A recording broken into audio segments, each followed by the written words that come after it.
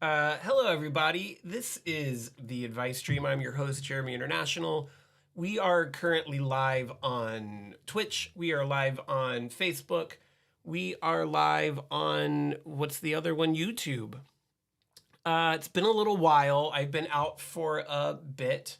Oh, hey, OMG, Fred Undead. Thanks for joining the show. I look terrible.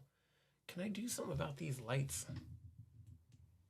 That's not better. Anyways, been out for a little bit, kind of some health stuff the way that you do. And trying to come back today. No guests tonight, no games.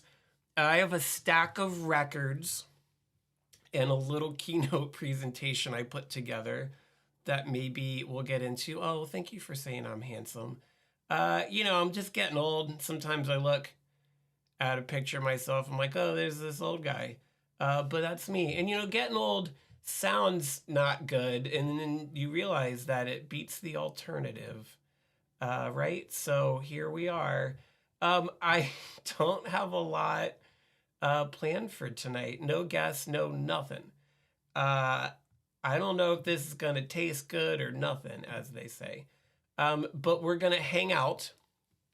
And hopefully we get some people stopping by. I got some questions that have been written in that I'm going to do my best to answer. Let me bring those up over here just so I got those handy. And, we'll do some advice. If you're listening out there and you'd like to seek advice from Jeremy International, head on over to JeremyInternational.com. There's a contact form there. You can send me an anonymous plea for advice about whatever you got going on in your life. If you're new to the show, I've been around. I have some life experience, some lived experience, as they say, some institutional knowledge. Is that the right word? I'm turning this light back on. So I might be able to help you. I know some things, not a lot of things, but a few things. And I'm just kind of checking around to see who's here. And maybe I can help you.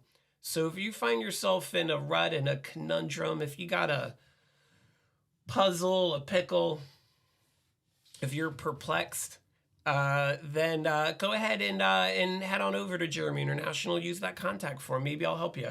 There's a way to leave tips there if you want to. If you're enjoying the show and you'd like the advice that you hear here, go ahead and send me a couple bucks. I don't have a job.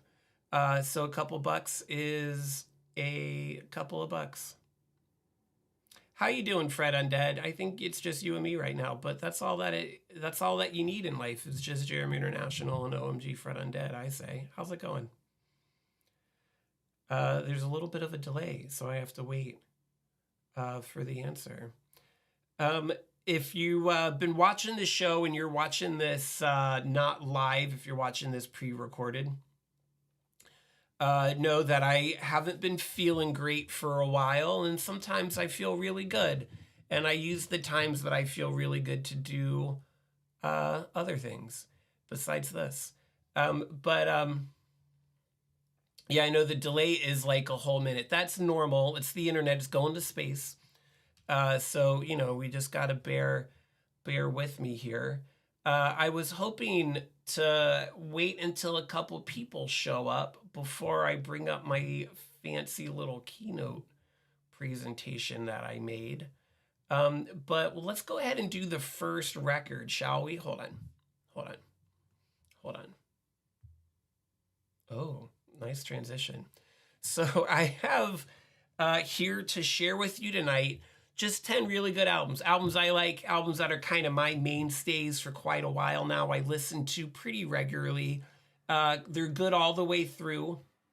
It's not meant to be like the 10 best albums ever, or like you're dumb or lame if you don't like these. I like them. I like to share the things that I like with other people. If you feel like you're watching this and you feel like listening to some music you haven't heard before, if I, bring up a record here that you aren't familiar with, check it out. Maybe you'll like it. Maybe you won't. That's up to you. It takes all kinds to make the world go around, and we should just let people like what they like. Unless, of course, what they like is fascism, and then we shouldn't let them We shouldn't let them like that. You know, that's not a thing that happens. But we're just kind of doing the call sign here. This is the advice stream. I'm Jeremy International. We're live on Facebook. We're live on YouTube. We're live on Twitch. This is the thing where I just kind of do my thing. We hang out. If you have questions, I do my best to answer them.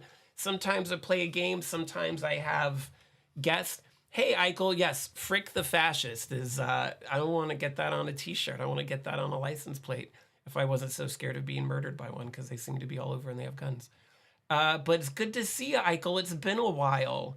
I haven't done the show for a bit because, you know, my health is sometimes a little up and down. And when I've been feeling good, I've decided to do other things with my time. But I've decided to do this tonight because I miss you guys. I miss people like OMG Fred Undead and Eichel here on the internet. And I decided I wanted to do a stream tonight. Why not? I don't have any guests. I don't have any games. I got 10 records from my collection that I would like to share with you in no particular order. I mean, they are in an order because I have them in the keynote and I have a stack here. But the order doesn't really mean anything. So without further ado, let's do our first of the 10 really good albums. And the first one that I have here is Heart Like a Wheel by Linda Ronstadt.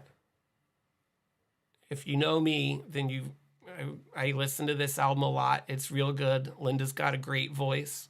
Linda Ronstadt, by the way, is very accomplished, very diverse performer. This is a lot of kind of like, it's a kind of like rock and roll a little bit. There's a lot of kind of like country twang to this album. It probably has a couple songs you've heard on it before. But Linda Ronstadt is also in the Pirates of Penzance movie, and she's singing like opera. And if you haven't seen the Pirates of Penzance movie, you need to check that movie out because it's a treat. And she's in it. Kevin Kline is in it, and I'd say he is a pirate and he wears these tight pants and he's very swashbuckly. And that was a time when I definitely felt things for a man. Is that movie? And you should. I'm gonna lower my desk a little bit. If you haven't seen it's from the early '80s, Pirates of Penzance. Linda Ronstadt's in it. This is her album. There aren't any Gilbert and Sullivan songs on this album, just to be clear with everybody. But this album doesn't have a bad song on it. She has a mariachi album, Linda Ronstadt, American Treasure. Linda Ronstadt is also, when you go, at least used to be when I used to do these things, you go to like a thrift store, you go to Goodwill and you look through the vinyl, like 90% of the vinyl there is Linda Ronstadt records. I don't think that's where I got this one from, but who knows? So yeah, if you're looking for something you haven't heard before, it's kind of country, it's kind of rock and roll, it's real bluesy. Linda's got a great voice. Linda's still with us, by the way. I don't know why I said that. It's a weird thing people say when they're saying someone's not dead yet. They're still with us. Who's us in this case? Humanity. She's still alive. So that is number one in no particular order. I really don't have much of a plan here. And I see that someone popped into Twitch and then left immediately. So I must be bringing it today.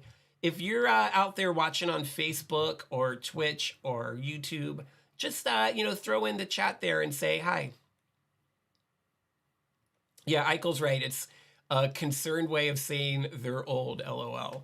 That's a good way of saying it. They're still with us. I don't know how old. I mean, she might not even be that old. I have no idea how old Linda Ronstadt is. Haven't seen her recently. Yeah, so that's number one in no particular order. Heart Like a Wheel. What year is this? Let's see. What year could this be? Capitol Records. No year. EMI. Okay, 1974. There we go. So, this predates even me. I'm old as shit. So, that is album number one in my randomly selected 10 really good albums that I like. If you're out there listening to the show and there's a particular album that's meaningful to you that you really enjoy, you're into, go ahead and put it in the chat. I'd like to know. I'm always trying to discover new music personally. It gets harder to do, I feel like, as you get older, but I'm still keeping up when I can. So if you have a favorite album, or even just not favorite, just like, oh man, this is a good album, I like this album, more people should listen to it, then let me know. I'll also go ahead and say that we are still doing advice today. I have a couple questions prepared that have come in already over the last couple of weeks. But if you are seeking any other type of advice from your friend Jeremy International, that's me, go head on over to JeremyInternational.com and use the contact form, or put it right in the chat if you're being brave and you don't mind being anonymous. That is up to you. That is up to you. What's new, Eichel? What's the coolest thing that you've done? Oh, let's change it this way. What is the best thing you've had to eat since we last did the stream? Same thing for you, OMG, Fred Undead. Love to hear that from everybody. Food's cool. Eichel says, if you can stomach bad vocals, Streetlight Manifesto has some music that I love. Eichel, I can stomach bad vocals because I can tell you that I am a terrible singer and I still sing all the time. I'm not going to do it here though. So I will check that out. Is that an album or is it an artist? Is it both? Let me know. While we're waiting for those questions that to the two people tuning in today, two people are on YouTube. Please jump in, say hi, whoever's watching. I just want to know who's out there. I want to know who's watching. I'm going to do my next album in no particular order, number 2. We're kind of moving fast here. And that's going to be, speaking of albums where the name is the album and the artist is the name. And that's going to be, wrong button. I didn't mean to do that there. Is the White Album. Technically, this album's called The Beatles by The Beatles. Now, I know what you're thinking when you say The Beatles. Everyone talks about how the Beatles are great. Hey, Startrek's here. Hi, Startrek. In life, in culture, a lot of times the things that everybody says is really good, usually not, right? Like, that's your opinion. I put my shields up when 10 people tell me, oh, this is really good, you have to check it out. Because I don't like to be told what's good and what's not. I like to decide on my own. Every once in a while, though, there's a thing that everyone says is good, and it's actually that good. And if we're talking about like late stage Beatles, I think that, and at least at that stage of their career, they deserved the acclaim that they get. And that's why this is also a perennial essential for me, is the self-titled Beatles album. Most people call that the White Album. Does this have a year? What year did this come out? 1960 something. 1960 something. Yeah, so you probably heard a lot of songs on this before because it's the GD Beatles. But if you haven't heard this whole album all the way through, it's a long one. It's a double album. Check it out because it's an amazing album. It's a work of art and it will stand the test of time. Guarantee you. If you don't like the early Beatles, that's cool. If you don't like mid Beatles, I get it. They get real concept-y in the middle, sometimes kind of corny. I like it, but that's not for everybody. But the White Album's just good. It's just good music, well written, and it's got a little bit of everything on it. The White Album does, because it's so long. It gets kind of weird. There's even like some songs that I feel like are kind of borderline like metally on this. They get real gnarly with their guitars a couple times. So yeah. Let It Be and Abbey Road, also really good, but the White Album gets a little underrated compared to those two. So you should check it out if you haven't already. If you have and you didn't like it, that's cool too. You don't have to like it. That's not my business. This is the stuff that I'm doing. Hey, we got Chris. Hi, Chris. I'm just a bean from Denver. Wow, what's it like being a bean, Chris? And Denver is cool. Have I been to Denver? I've been somewhere in Colorado. I can't remember. It was a big city. I was drunk. Going back to some of the comments here. So Startrek has joined us over on Twitch. On Twitch, Eichel says, I tried the carbonara buldak ramen, which is a Korean brand. Ooh, is that like a instant ramen? Um, oh, I get it, Chris. You're a bean, like from Normie Has Been. I get it now. I get it now. Welcome to the show, Chris. Long time fan of stale memes and beans. I let me tell you, Eichel, I love instant ramen. I'm a sucker for instant ramen. I like to oh there's a comment that Eichel said in the Twitch that I think could be construed as a not nice word for a group of people. So the filter on Twitch, and I know Eichel didn't mean that because I feel like Eichel and I go way back at this point. So I'm gonna go ahead and deny it. I know Eichel didn't mean it that way, but I don't wanna start a row about it. The automod did it, so I'm gonna hit deny. I'm not gonna say the word out loud, but it's cool. We're just not gonna do that one. Yeah, I like to get instant ramen, and I like to put stuff. Yeah, thanks for fixing that, Eichel. What a time! What a time to be alive. Yes, I know. I'm fully aware of the meaning of the word beans in this context, but Twitch flagged it, and I'm gonna let the flag stand. I don't think anyone gets in trouble for any of that. I can see that Eichel's still here with us, as you should be. Love you, Eichel. I know that you're good through and through. And it's just, people use words in different ways. We'll leave it at that and let's move on. But thanks for joining us, Chris. This stream is always welcome to beans and normies as well. Am I a normie? I guess I've become a normie. I mean, I have a kid. I don't live technically in the suburbs, but I live in the suburbs. And I have a car. Anyways, so yeah, going back to Eichel, we're all over the place. Going back to Eichel, I'm gonna look for that because I'm always looking for new instant ramen because I like that type of food. One of the things that we always do. Oh wow, Chris is one of the biggest normies there is. I'm so honored. Nice to meet you. Nice to meet you. The beans are beans.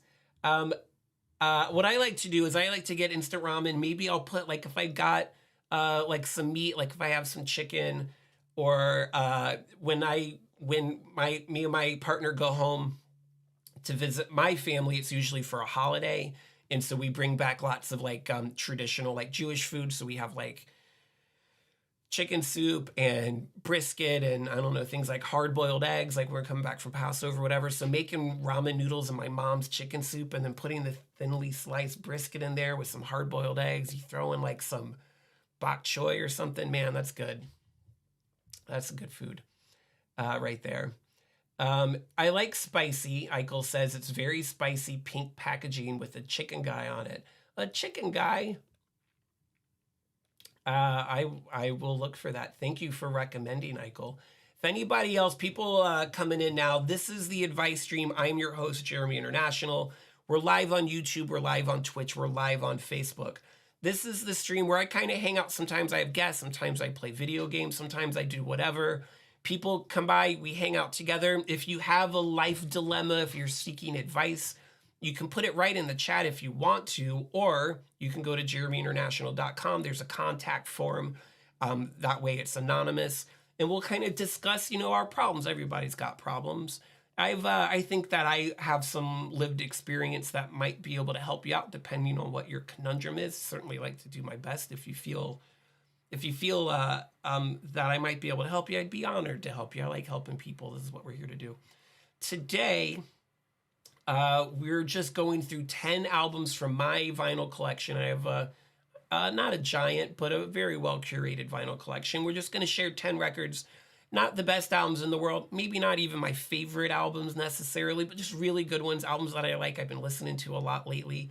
They're not in any particular order. I'm not rating anything here, But like if you wanna get with me, you gotta get with my friends. And these albums are my friends. I have real friends too, but these albums are meaningful to me. We'll leave it at that.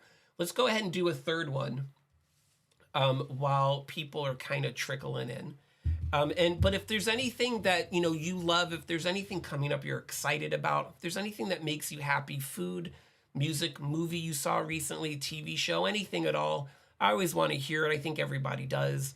So throw it in the chat and we'll discuss, because I always like to hear things that make people happy. It's a good thing to share. So album number 3 in no particular order is Different Class by Pulp. I think this one's green. Is it green? It's green. This is 1995. So this came out right around the time I started high school, although I don't think I discovered it until later. There's also a number of songs on here you may have heard before, depending on your age and how much you had the radio on in those days.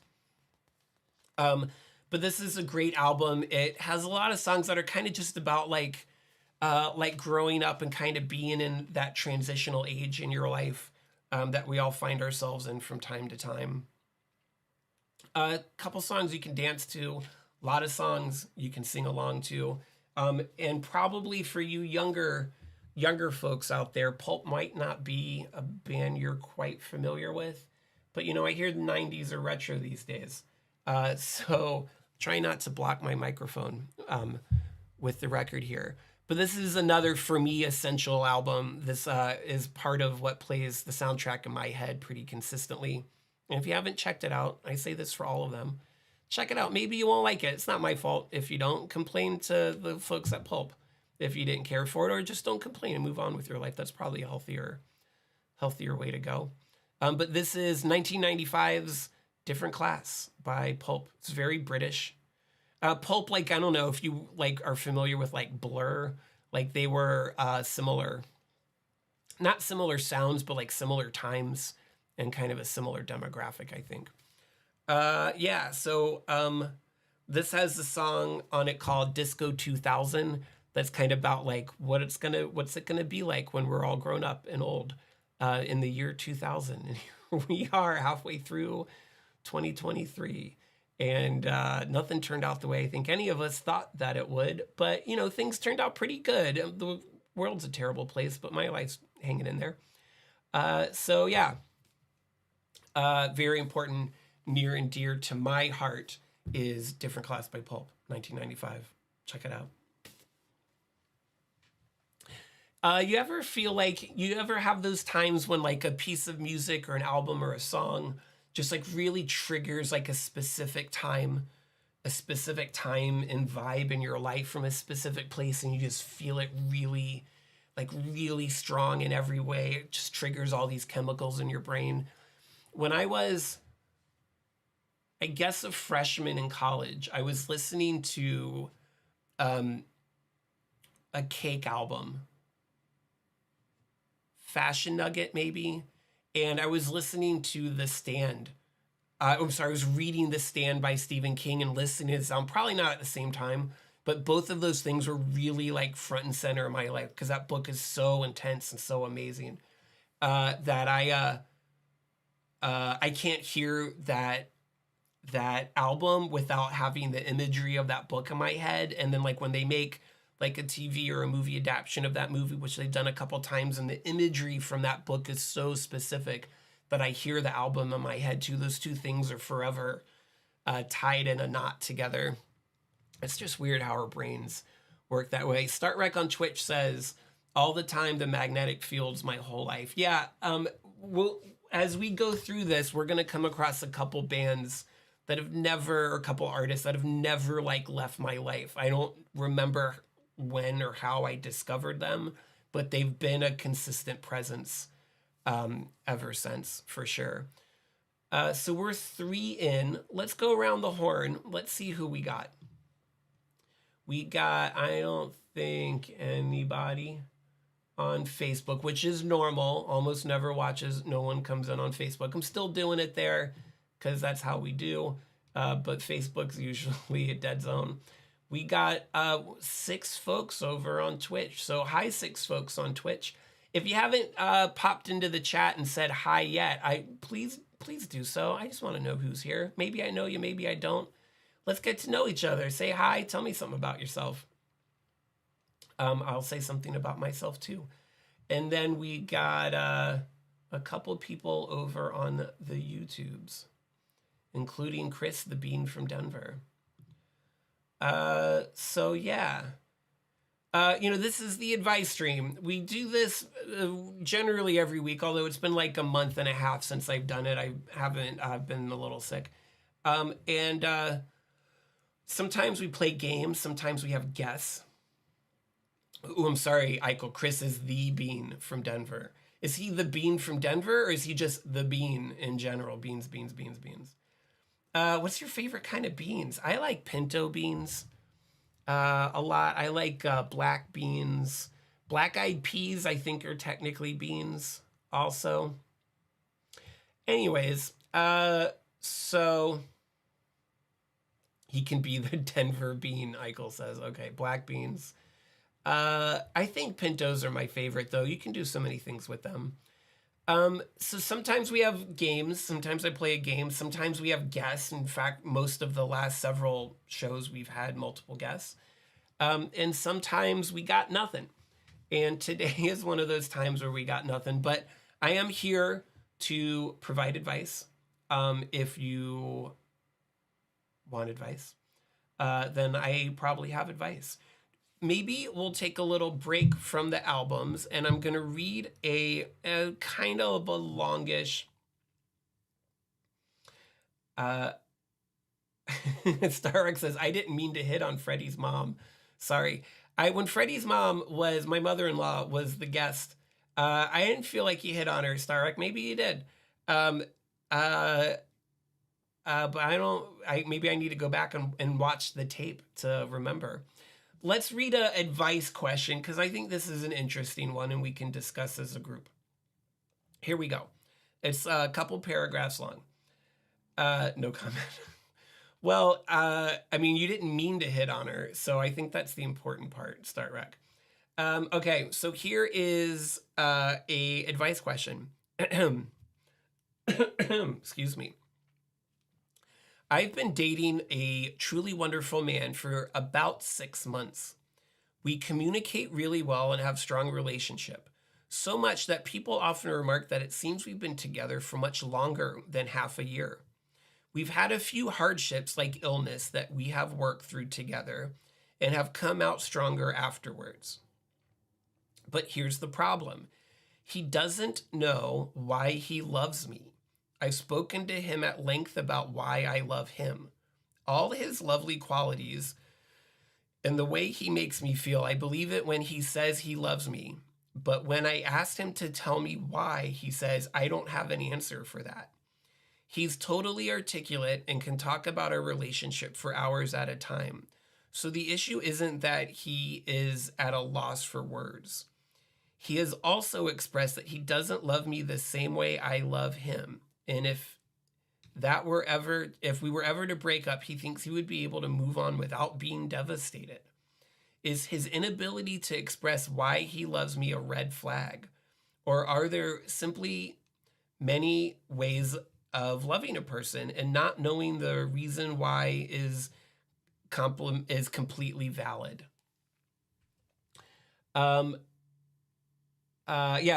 So this person's been dating someone for 6 months. She's able to articulate in really clear words why she loves him. And when she asks him, he says that he's not able to answer that question. I would say that I think is relatively, I don't know, like I hate to use the word normal, but I think that's pretty standard. I don't know if most people should be expected to be able to justify like they're giving their like doctoral presentation why they love someone. Sometimes feelings are just feelings and we need to let them be feelings, right? Let me know if you disagree, but I don't think it's a red flag that this guy can't explain why he loves her. Now, he also says that if they were to break up, he'd be able to move on pretty easily. And to me, I don't know if that's a red flag or not, but that's just a weird thing to say to your partner. That's kind of disturbing, upsetting a little bit, maybe, right? Let me know what you think, audience out there. But I feel like there's two separate things going on. Yeah, Starrex says, yeah, it doesn't need to be said. I get that some people need to like analyze and articulate and justify their feelings. I'm not saying that's a good thing or a bad thing, but I think that we should also be able to just have feelings and have feelings for the sake of having feelings.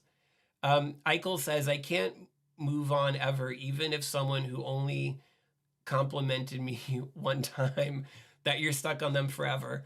I get that, Eichel. And, Eichel, you've been a great participant and contributor to the show in the past. I don't know how old you are, but I feel like that's one of the things that gets easier as you get older.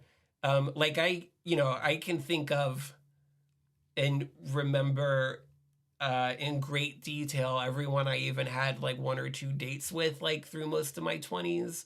But then, yeah, Eichel says that they're 25. But I dated a lot of people in my 30s, and I don't remember a quarter of them.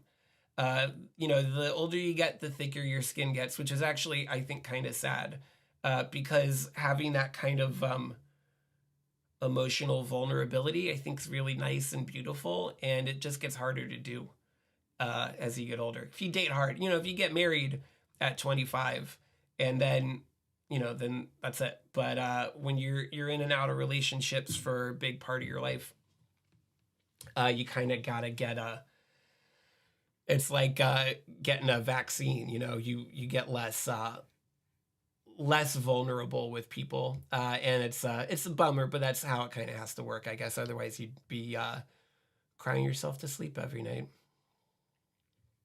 Eichel says, I haven't dated a lot. I'm barely getting into it now. And, and that, Eichel, everybody should pursue relationships in a way that they want to. There's some people that don't want relationships at all. And that's great. That's great for them. And there are other people that maybe kind of want a relationship and kind of date in a very like protective and like planful, strategic way. And then there are people that just date like the Earth's gonna blow up tomorrow, and that was me until I met my current partner. Eichel says, been in two-ish relationships, really. When it comes to how relationships work, I don't think it's fair to say things like normal, or just be honest with yourself, be honest with the people you're dating, and that's the best you can do. And don't do anything you don't want to do, because that's life. Eichel says, I mean, I want everyone to fall in love with me, but you can't always have what you want. That is true. Chris over on YouTube, the Bean of Denver, says, is it about saying love or showing love? Being able to move on just tells me he may be afraid to become too attached. Yeah, that's what I'm thinking too, Chris, is the fact that he not only is he thinking, if this relationship ends, I'm going to move on without a problem, but he also felt like he needed to tell her that. Like, that's just a weird thing to vocalize to me. And I feel like maybe he's playing some kind of mind game. It's just a really bizarre thing to say out loud to a person you're in a relationship with. And I would be concerned that, this is a thing that people do, is when people are acting in bizarre ways, it's usually because they're trying to find a way to communicate something to you that they're not able to. And so maybe he's trying to communicate something not good that he wants to get out. I don't know. I don't know the person that wrote this. I wish I could ask them more questions. But the Chris also has a really good point, because Chris says, is it about saying love or showing love? Because those are also two different things. But this is, if you've listened to this show before, this is a thing I always say about relationships. There's a part where they talk about how the person that wrote the letter said, we've had a few hardships like illness that we've worked through together and come out stronger afterwards. Nothing, and if this is one piece of advice I could give anybody watching the show, nothing in life counts when it's easy. Whether it's a romantic relationship, whether it's a friendship, whether it's a professional relationship like your boss or the company you work for or whatever. When things are easy, it doesn't matter because it's easy.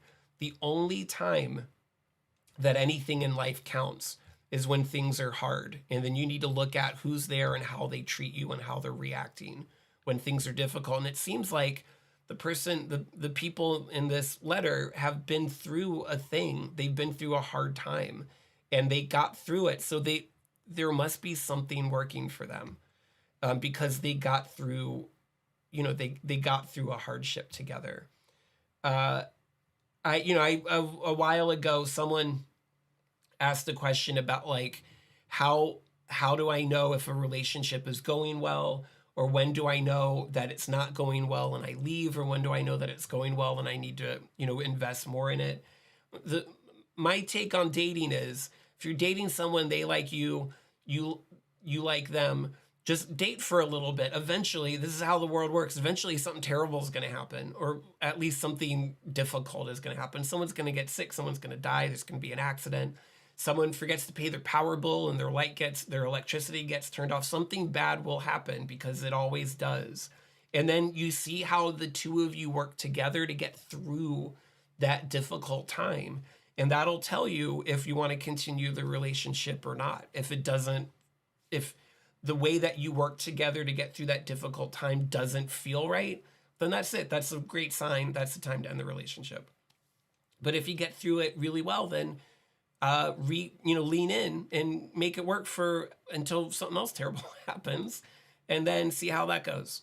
But life is really just about the chill, good times in between disaster. And hopefully we have more good chill times than we have disaster.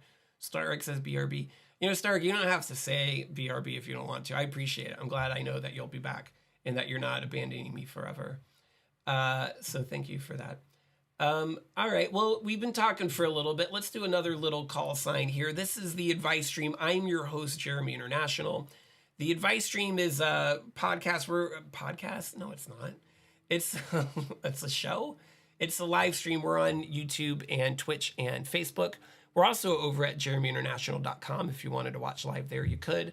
The Advice Stream is when we kind of hang out.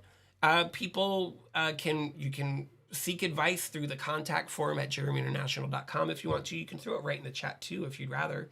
And we just kind of discuss, life's ups and downs. Hopefully we got more ups than downs. Sometimes we have guests. I don't have guests today. Sometimes I play a video game.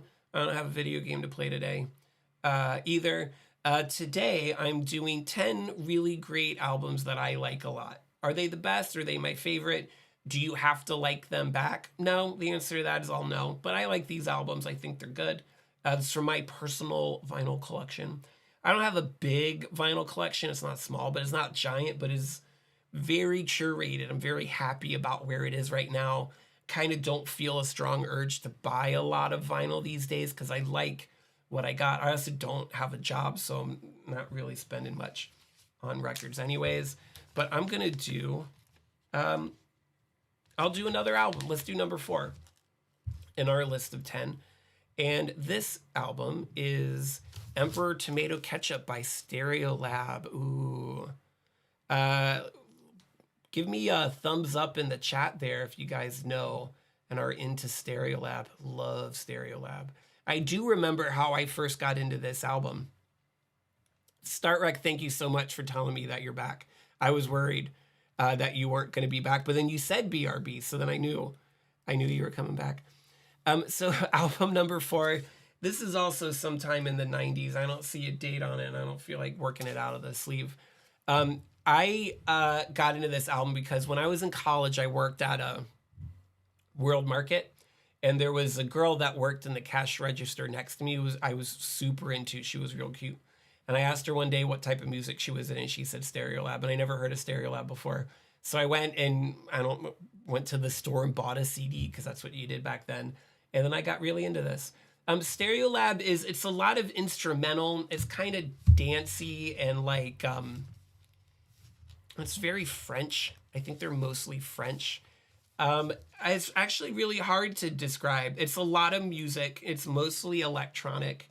And it's not all, but most of it's kind of dancey. They have a whole bunch of albums out, and all of their albums kind of have these three non sequitur words as their title. None of them really make any sense. Ooh, Eichel, did you work at World Market? Is that why you're putting that in there? So yeah, this is another album. If you're of a certain age, you're probably at least kind of vaguely familiar with Stereolab. But if you're not, I feel like this is also the type of thing kids these days would be into, because it's kind of dancey. This is a double album. Wow, look how thick that is. 180 grams, 2 records. Oh, wow, currently employed at World Market, Eichel says. I worked at a World Market in Northern Virginia 1,000 years ago. Yeah, I liked it. It was a good job as far as that type of job goes. I had a good time there. Yeah, start right. This is thick. Anyways, Stereolab has a bunch of albums. I think the lead singer died a few years ago. A lot of their vocals are in French. And they're very good. And this is my favorite one of their albums. I have a few of their albums on vinyl, but this is my preference. Emperor Tomato Ketchup. I'm assuming sometime in the 90s, probably mid to late 90s it came out.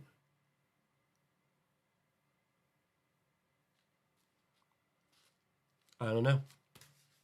I'm sure we could find it out on the internet, but I'm not going to do it right now. So that is album number 4 in my albums of no particular order. Really good albums. Emperor Tomato Ketchup by Stereolab.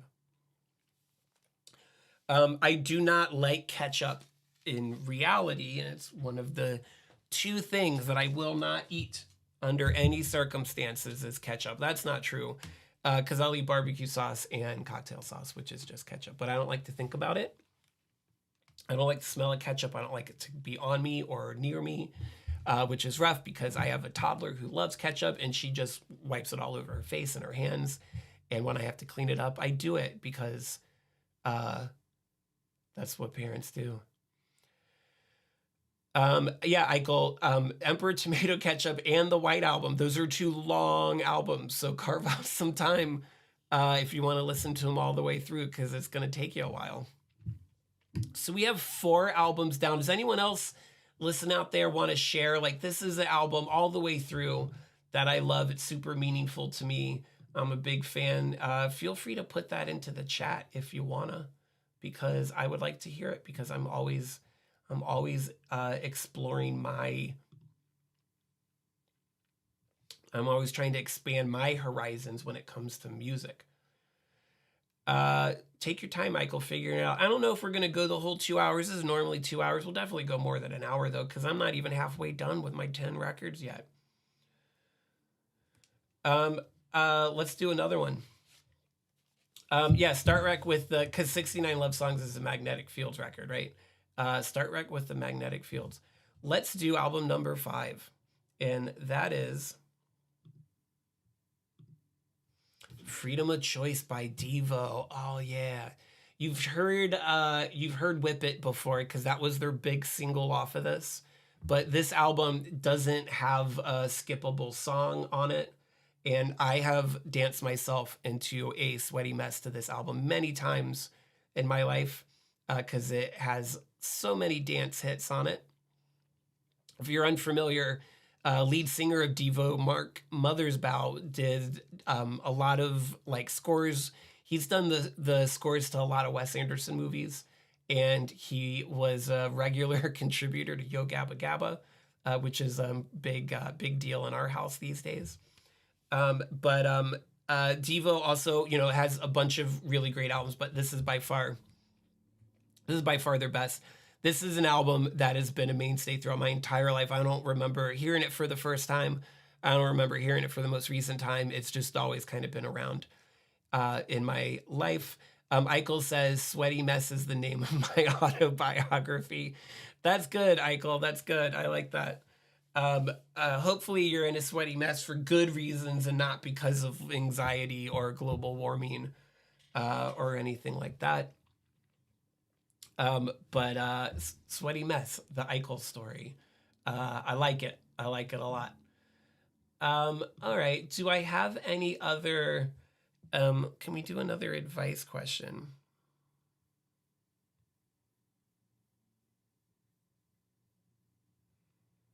All of these are so long.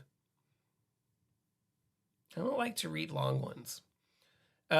Let's hang on. Let me do a little bit of housekeeping here. Starek says, "Sweaty Mess is what he's like after a shift at World Market." Maybe. I don't ever remember working that hard there, but that's kind of my MO, to be honest. Okay, here's kind of a short one, I think. I haven't read it all the way through. I hope it doesn't take a weird turn. I've been really tired of my ex lately because he won't stop bothering me every few months. But the thing is, I really did love him, and deep in my heart, I still do. So I feel bad every time I say something blunt like, "Stop thinking about me and just forget about me." Because in reality, he's a really amazing, sweet guy, and we just met at the wrong time. Wrong time, right person type of thing. No, I don't know what that means. Anyway, this summer I'm going to be working with him. Ugh. And I'm not sure how to handle myself around it because I know I'm just going to fall right back in love with him. How do I resist? This is dumb. This is a dumb question.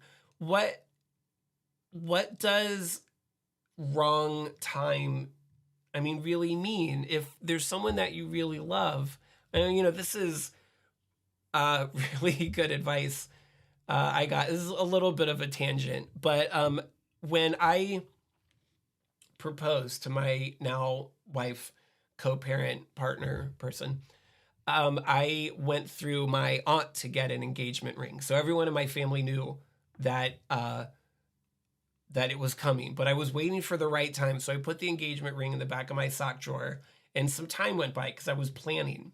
I wanted to make it special. And remember that everyone in my family knew because I went through my aunt. And so after like maybe a month, my uncle calls me and he's like, "What's going on? We sent you the ring and we haven't heard anything about you getting engaged." And I said, "Yeah, well, Uncle Joe, I'm waiting for, we've both been really busy and I've been waiting for the right time." And he said, "It seems to me that this is the sort of thing you would make time for." And he was absolutely right. I was just being a nerd and being chicken. And I think I proposed like 2 days later. So this would be one of those things where I would say that this way too. If it's the wrong time, but the right person, that's pretty special. Not everybody is the right person. And I feel like if you meet the right person, depending on the circumstances, that maybe you make it the right time. Sure, Eichel said maybe they're moving away. Someone's picking up their life and moving away, and you don't want to go with them, then I guess that would be an example of the wrong time. But it doesn't seem like that's the case because they said that they're going to be working together. I don't know. I feel like if a person wasn't abusive or manipulative or terrible, like she seems like this guy's actually great and she loved and but also present loves him too. Why are you resisting? I guess. Now if they're a bad person and they're abusive or something, then get a restraining order and tell them to jump off a bridge for the rest of their life. This is one of those examples. This is one of those things, just because I've done this so much in my life, of a person just getting in their own way. They're overthinking it. If this is a good guy and you love him and you're working together, you're right there. What's the reason? Now, a lot of times, I'm just realizing this. A lot of times when people say right person, wrong time, what they mean is that other person's in a relationship with somebody else. So if that's what's going on, then that changes everything. For sure. It says my ex won't stop bothering me every few months. I know this person's all over the place. I would need a little bit more clarity. The person that wrote this is out there. Please send me a follow-up with some more specifics. Was when you say right person, wrong time, do you mean that that person's in a relationship with someone else? Because I feel like that's what that means a lot of the time. If they weren't and they're not a bad person, then to answer your question, how do I resist? I would say don't. Because love is love. Love is special. And if you love this person and they love you and they're a good person and you want to be in love with them, then be in love with them. Stop thinking about it. Let me know if you have thoughts, audience. Let's do another record. Number 6 is, and I was just listening to this the other day, and man, it fixed everything that was wrong with me for a little while, is Bad Girls by Donna Summer. This album, oh my God. So when you listen to this, when you put it on, and the first song is Hot Stuff, which sounds like a pretty straightforward, cheesy 70s disco song. Not that there's anything wrong with that, but you're going to think that's what this album is. But you have to remember, though, that this album was produced by Giorgio Moroder, who worked with David Bowie a lot, has done a lot of really cool, like scoring of movies, early electronic music composer. This album has so much more going on to it, and is perfect all the way through. It's going to make you happy. It's going to make you dance. If you're feeling down, if you're feeling down the dumps, if you're feeling a little blah, put on Bad Girls by Donna Summer, and it'll fix you right up. I'm particularly fond of a song called Journey to the Center of Your Heart, because it's like going on a little adventure. And but this is a classic. I think this is essential for anybody that likes to dance, that likes electronic music of any kind. This is a must at least to listen to and have an opinion about it, because it's so great. Donna Summer's voice is so bright and strong, and the music is so makes you want to dancey to it. But if you're listening to this, if you're on a streaming service where it always gives you a break, it gives you a cut between the songs, if you can turn that off, turn it off, because most of this album is a seamless move from one track to the other, and you're going to be missing out on a lot of the vibes and just kind of the genius of this album by having those breaks in there. That's one of the great things about vinyls. You don't have to worry about that. I was listening to this on my streaming app of choice, and those breaks were in there. I was in the car, so I didn't get a chance to turn it off, and it totally kind of crushes the momentum. But I think I probably talked about this album on the show before, because this is so essential and crucial to my existence. So Bad Girls by Donna Summer. Do we have a year? 1979, the year I was born. This sounds as old as me. Yeah.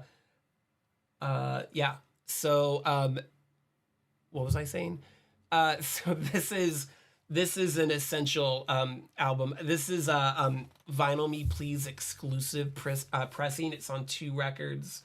It's 180 grams. It's probably color vinyl, but I'm sure you can get cheaper, easier to get versions of it all over the place. Bad Girls by Donna Summer. You will not be disappointed. I guarantee it. Startrek says, I have a date on Wednesday with someone with 8,000 followers on her socialist Facebook meme page. Of course you do, Startrek. How could you not? I have 500,000 followers on Facebook. How do I make it work when we have such different levels of memes? Startrek, you have to start by being humble. For sure. And I know you can do it. Maybe you don't talk about how many followers you have in the date. Look, Starrek, you and I hang out pretty regularly. I don't have 1,000 followers on Facebook. How many followers do I have on Facebook? Let's find out together. We're going to do this right now. And I'm looking at my personal, not the advice stream, because there's like 3 people that follow the advice stream. But my personal, I've got... Well, so first off, the advice stream has 17 followers. So we'll keep that in mind. And I, as a person, have 650 friends on Facebook. That's pretty good considering I never go on there anymore. So yeah, don't make a big deal about it. I would say let's just not mention it and see how that goes. That's my advice. I would give you. Start, Rick. I hope I have 500,000 followers soon, and then if every one of them gave me $1, I'd be able to pay off my student loans. Man, I really need to get more followers. That would be cool. I don't have $500,000 in student loan debt.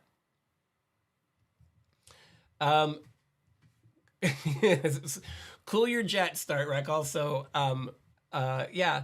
Well, I hope it goes well. Remember the advice I think that Freddie's mom, when you were apparently hitting on her, gave you was that you need to be a polished, elevated version of yourself. That's the most important thing to do on a date. Be yourself, but be, like the best version of you. Don't be dishonest about who you are, but be a curated version of yourself.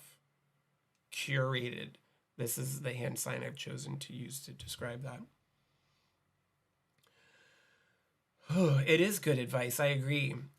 Once you've been dating for 2 or 3 years, then you can stop curating and just be yourself, and hope for the best.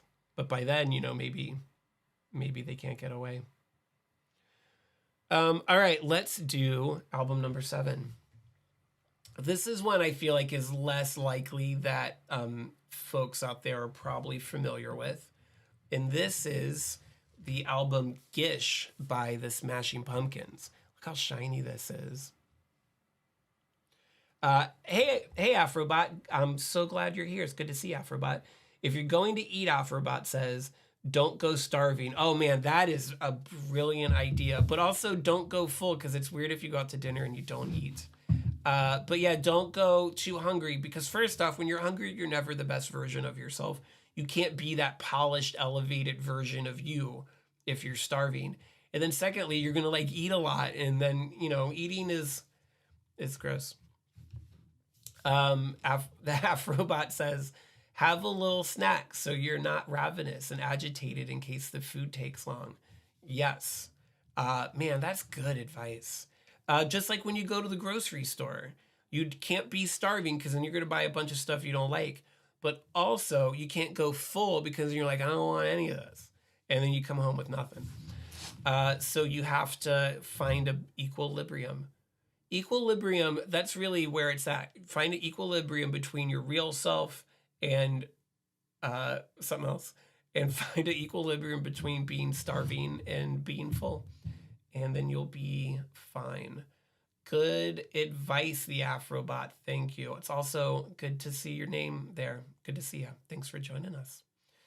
Okay, so album number 7. This is the Smashing Pumpkins' first album. Now, the Smashing Pumpkins' first big hits were off of Siamese Dream, which is a great album. I'm not saying that's not a good album. That really is one of those forever in my life albums. But Gish is so good. This was their first album. Wasn't a big hit. They didn't get any big singles. I think this came out the same week or the week before Nevermind by Nirvana did, and it just eclipsed this and everyone forgot about it right away. Sorry about all the glares. But this album is a underappreciated gem. Ew. The Afrobot was lurking, listening while I showered, the Afrobot says. That's cool. I appreciate it. It's good to know that people are naked out there. I'm assuming that you were showering naked, Afrobot. It'd be weird if you weren't. But yeah, so when people talk about the Smashing Pumpkins, they're usually talking about not this album, since this was their first. And it was kind of a little bit of a financial flop, is my understanding. But it is solid all the way through. This album gives me so many feelings about various times in my life. And it is a good one. There's a cross on the back, which is weird for some reason. And this also feels really heavy. I bet this is another 180 gram.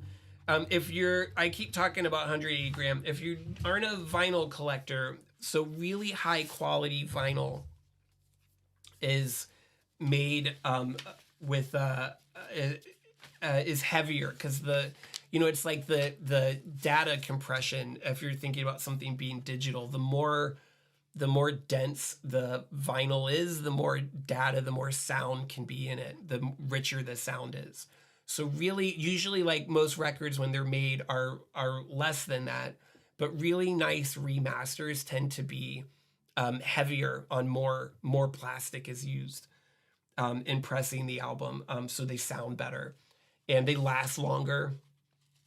And so you can tell, like I think that Linda Ronstadt's like an original version of that. So that's going to be a much lighter weight disc.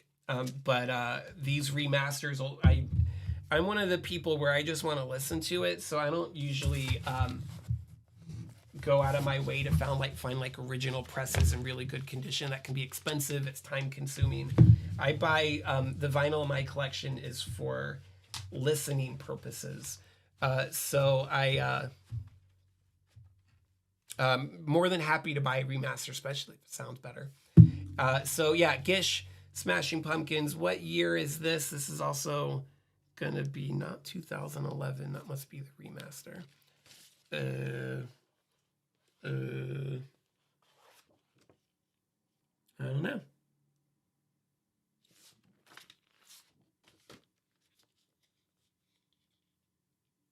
1990. 1991. Boy, that was a long time ago. If you're really looking, like I said before, I feel like the people I know in their 20s, like the 90s, are like really like kind of coming back. It's cyclical, and this just has a really great like grungy 90s feel to it. To me, this is what, and the other albums from this time is what the 90s sounds like. So if you like the other Smashing Pumpkins stuff that they put out there, check out Gish. It's their first record. It's a little bit different, but man, it's good. All right, where are we? What are we doing? This is the advice stream. I'm your host, Jeremy International. I say this every few minutes. We're live on YouTube. We're live on Facebook. We're live on Twitch. All the action is on Twitch today. If you'd like to seek advice, you can go to JeremyInternational.com and use the contact form there. I'll get it right away. And maybe I can give you some advice if you find yourself being in a little bit of a pickle. Maybe I can help you out. I haven't done this show in a little while. We're usually weekly, but I've taken a month and a half or so off just because I got a lot of health problems. And I haven't been feeling great. To be honest, I'm still not feeling that great. But when I have been feeling good, I've decided to spend my time on other things besides the stream. I'm sorry, but that's a choice that I've made. But it's been a while, and I miss doing this. I miss you guys. So I thought I would dust off the old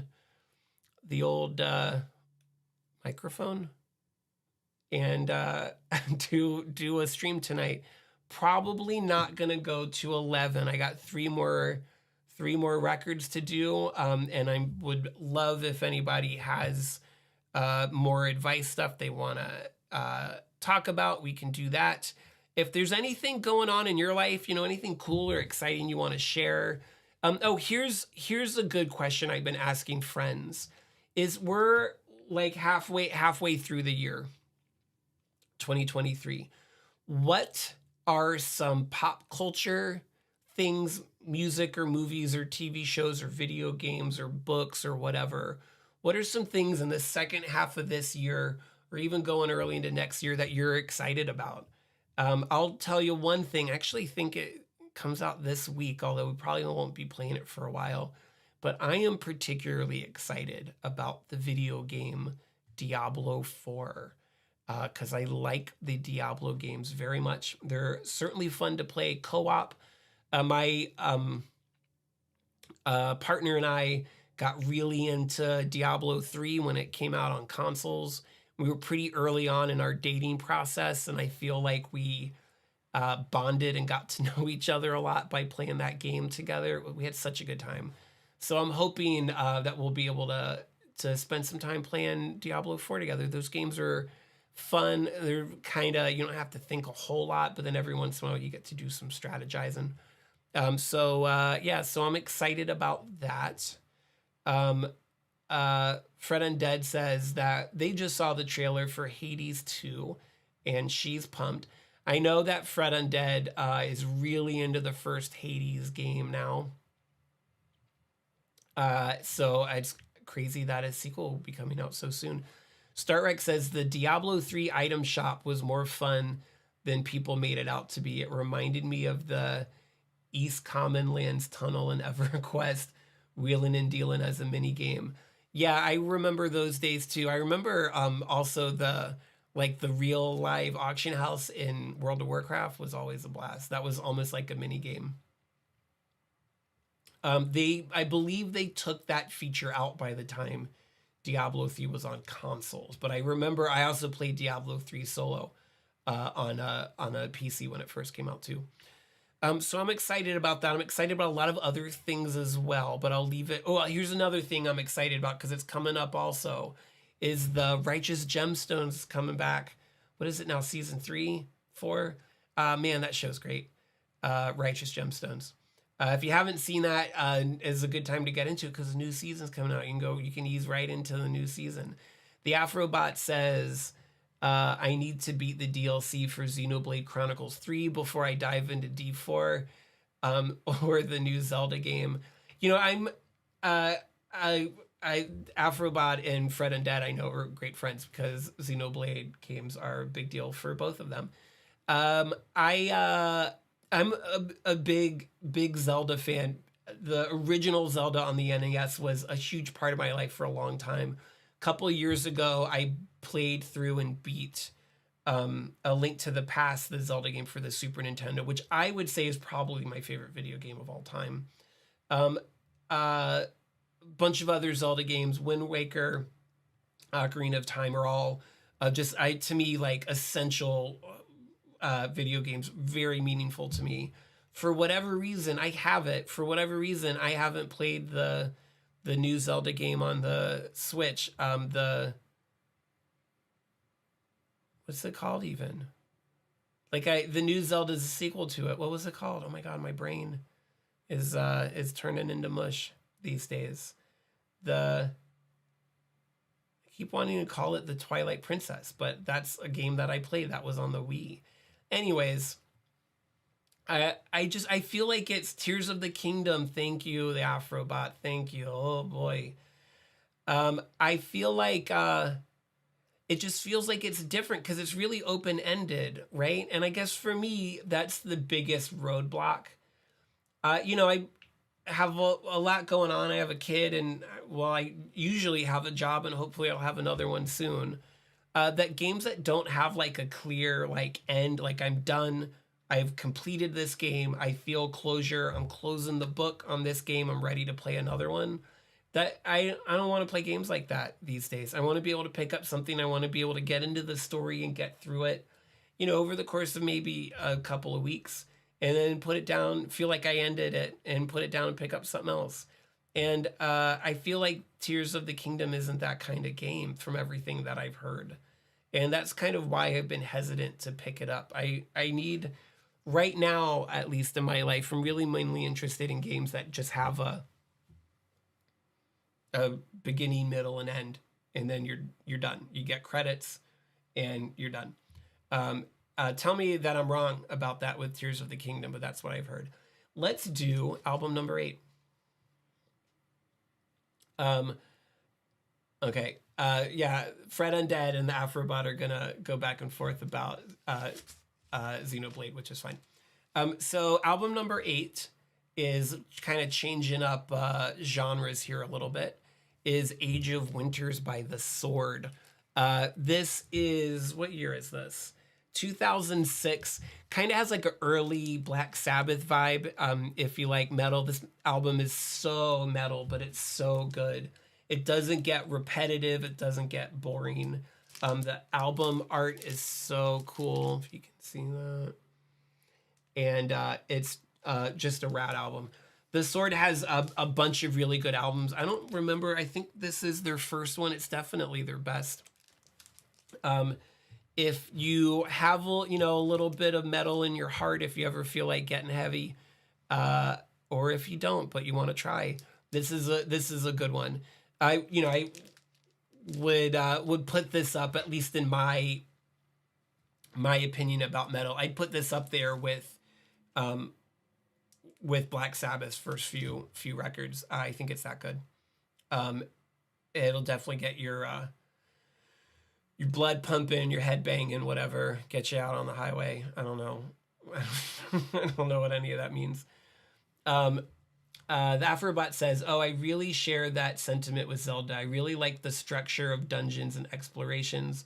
With Breath of the Wild, I loved exploring, but the Zelda field didn't click with me till later. I only beat the game recently." Well, I'm glad to hear at least that what I've heard is correct about Breath of the Wild. Um, yeah, like I mean, to me, that's what I really like about the Zelda games is, even the ones that are real open worldy, you're always building towards something. And I just, I need a more contained video game experience these days. Uh, yeah. I recently have really, really fallen into Warhammer 40K rabbit hole. I'm not going to actually start buying models and painting them, but the lore of that's so cool. And there's a game that just came out, a Warhammer game for the Switch is called Bolt Gun. That seems really cool. It's kind of like a Doom style shooter. It just looks really gory and bonkers. But I like to buy physical releases and yeah, Bolt Gun. And they the publisher said they have no plans to release a physical game, so I'll wait a little bit. Once I'm sure that they're never going to do it, I'll pick up. That seems like that's kind of the thing I could do now, is you pick up a game, blast away some monsters, and then maybe there's a little bit of a plot, and then you put it down and you move on to something else. Startrek says everything's gonna be Game of Thrones on TV and Skyrim and video games. Yeah, I actually think I agree to an extent. I think every TV show is Game of Thrones. I think every video game is like Dark Souls. Now that seems to be like, but like you have to subscribe. Uh, the video game as a service is just, and we were just talking about Diablo 4, and by I think all expectations, Diablo 4 is going to be a video game as a service. And I get like the appeal to that. I've bought a season's pass or two to various Call of Duty games in the past because it's a thing that you do with people and there's all new content all the time. But I also like to have a contained experience. Man, the offer about we gotta talk. I'm obsessed with limited run games. I hope so. That definitely seems like the type of thing that limited run games would do. Or you're saying that PlayAsia might pick it up for international physical. I hope so. I will certainly buy it. Limited run games, just those. I'm not doing any of this stuff these days because, like I was saying, I don't have a job. But those kind of like really limited, like there's a narrow window. If you get in and hit the button, you get to buy it. And if you miss it, then you'll never, ever have a chance to buy it. I'm such a sucker for that. I fall for it every time. The real killer is, I'll do a little product placement because this is a company that I really believe in. Is Super 7 is a action figure, is a toy company. If you can't really see from my angle, but I have a shelf full of glow-in-the-dark action figures that are all made by Super 7. They make these really nice, beautiful, big format figures called Ultimates, and they're made to order. So they'll like open up a pre-order for like 2 weeks, and then after that, you can go on eBay and buy them for hundreds and hundreds of dollars. But otherwise, that's it. You just have that narrow window, and I fall for it every time when I have the bucks. Startrek says, I wanted to like Dark Souls so much that I did like it to an extent. I played all 3 games. But it's too stressful and punishing. He says, get good. I hate it when people say that. I know you're saying it as a joke. Isn't a real thing and it's just an excuse. Yeah, like I wanna have fun with my video games, and there's so many games to play, there's so many TV shows to watch and movies to watch and books to read, albums to listen to. I got to be real particular. I'm very focused when I decide what media to consume these days because there's just so much, and there's not a lot of time. Um, we just finished watching Barry on HBO. Or I guess now it's called Max. The other day, and God, that show was so good. It was one of those things where people were bugging me to start watching it forever, and I kept putting it off because like I can only watch, but there's only so many hours in the day I have to watch TV, and so I kept prioritizing other things, and I'm glad ultimately that I did because we were able to watch it as the show was ending, so we didn't have to wait. Excuse me, we could binge the whole thing. If you haven't already seen Barry, though, man, that show's good. It gets real bleak at the end, but man, that show's great. That robot says I literally started it this weekend, watched 4 episodes in a row.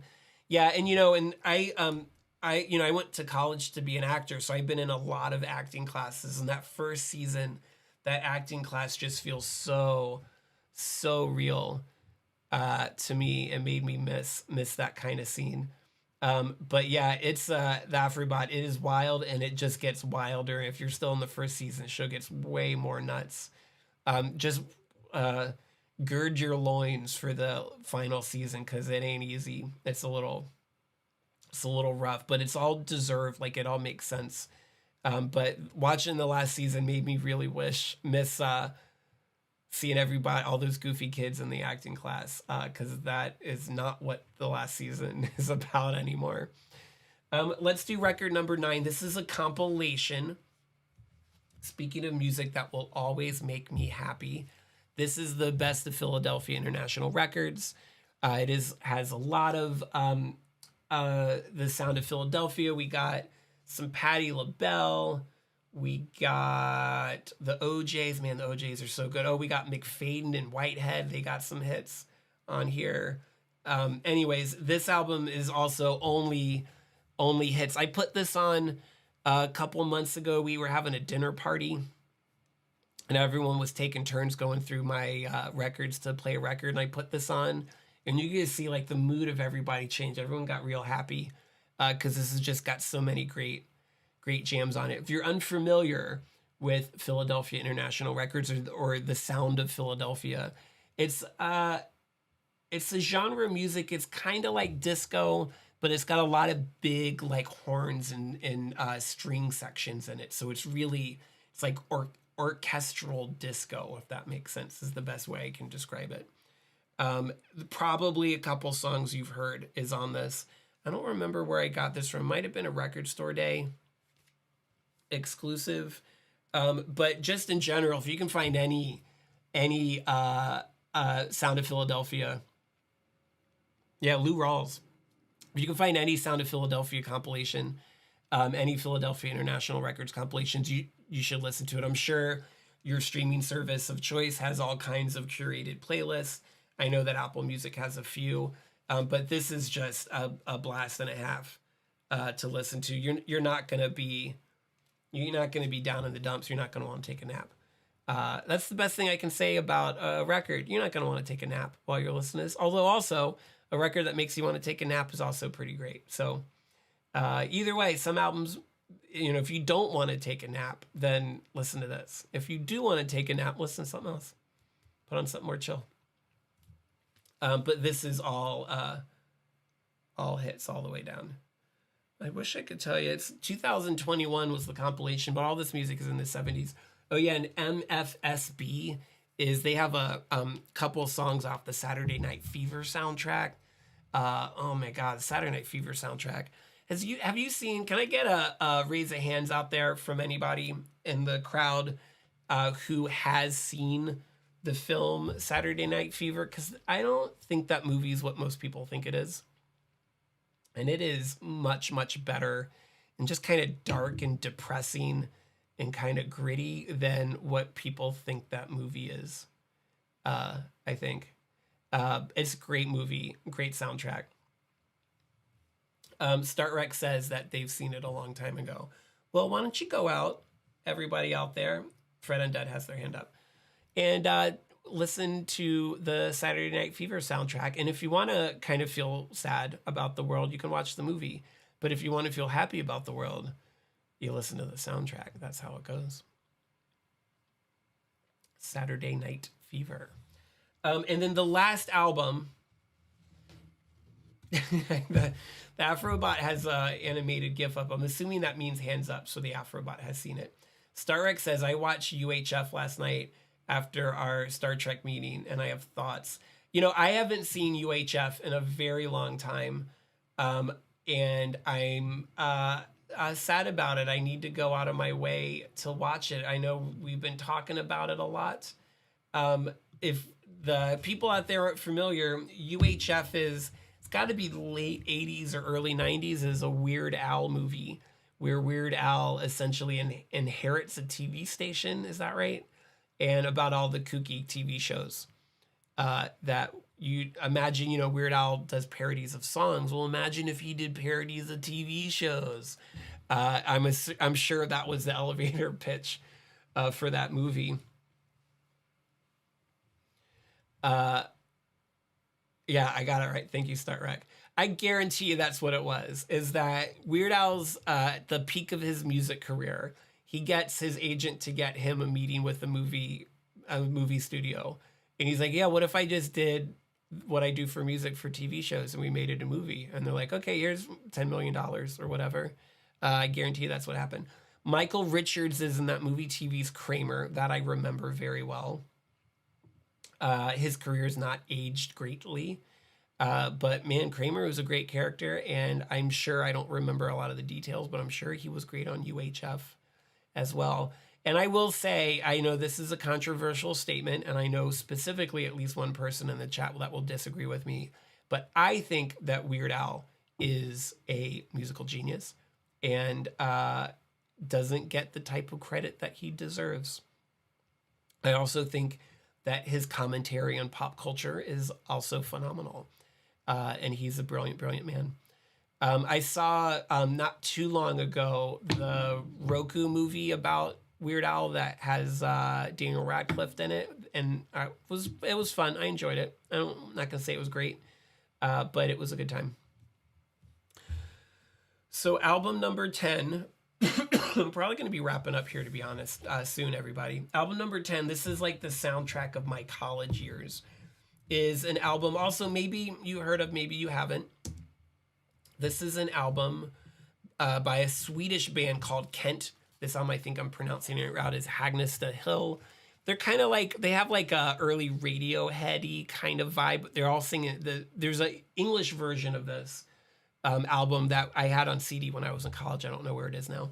But this version is in Swedish. And I don't sprechen the Swedish. But it's just beautiful in the same way that you would think of early Radiohead being beautiful. It's not, I don't know how else to describe it. It's not a whole lot like early Radiohead. It's just kind of has a similar vibe, makes you feel similar things. Maybe, but it also has like a real kind of like Euro vibe. I don't know. I'm really bad. I just learned about describing music, but that's what is great about it, is I don't have to describe it. You can go on your streaming service and listen to it if you want to. This is 1999. Yeah, this was and I listened to this not too long ago, and it just brought me back. Still love it, but I listened to this album pretty consistently. Me and kind of my whole gang listened to this pretty consistently in college.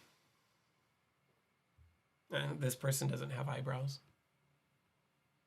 or they kind of do. They're very thin because they're Swedish. Probably, is that a thing Swedish people do? I don't know. So those are 10 really good albums, all albums that I love. You certainly don't have to, and you certainly don't need to listen to them at all if you don't want to. And if you do, and you end up not liking them, that's cool. Doesn't change how I feel about it. Yeah, I'm tired. I'm tired, guys. I got a big day tomorrow. So I think I might be wrapping up here soon, a little bit shorter than we normally do. but I wanted to give everyone just a chance to say hi again. I'm so glad I did this and I got to see everybody. The Afrobot's adding some of these for tomorrow's playlist. You should, Startrek says, make a post on your Facebook page listing the albums when you can. That is a good idea. I will do that. Maybe I'll include some of the art, the album art here, since I'm not going to be holding my records up. But like I said, this isn't meant to be exhaustive or comprehensive. This isn't the 10 greatest albums ever. These probably aren't even my 10 most favorite albums ever, although probably most of them are. But these are just 10 records that I have in my collection that I really love. They're meaningful and special to me, and maybe some of them will be meaningful and special to some of you. That's a good point, Starrek. Facebook likes photo posts most of all, especially when you put your social security number on them. But I'm going to go ahead and wrap it up, guys. Have a good night. This was really wonderful. I'm so glad I got to hang out with y'all. Hopefully I'll be back next week with some guests, and we'll kind of start to go back to the older format because I like having guests on. I think that's fun. I'll probably, do a video game here and there as well. But at least 1 or 2 guests is going to be the norm moving forward. Starrek says, LOL, shut up. Svetlana loves me. That's why I send her so much Bitcoin. Starrek says, I love you too, man. This was a lot of fun as always. Thanks, Starrek. It's sometimes it's hard to do the things you like to do when, you're not feeling great or you got a lot going on in your life. Everybody goes through that from time to time. But, going, kind of tying it all together, going back to the question that I read out loud before about loving somebody and not wanting to reconnect with them. If it's something that makes you happy, try to find a way to do it. If it's not hurting anybody, if it's only hurting yourself a little bit, do it. Thanks everybody for joining. I'm going to go ahead and wrap up. But hopefully I'll see you all next week on the advice stream. Have a good night.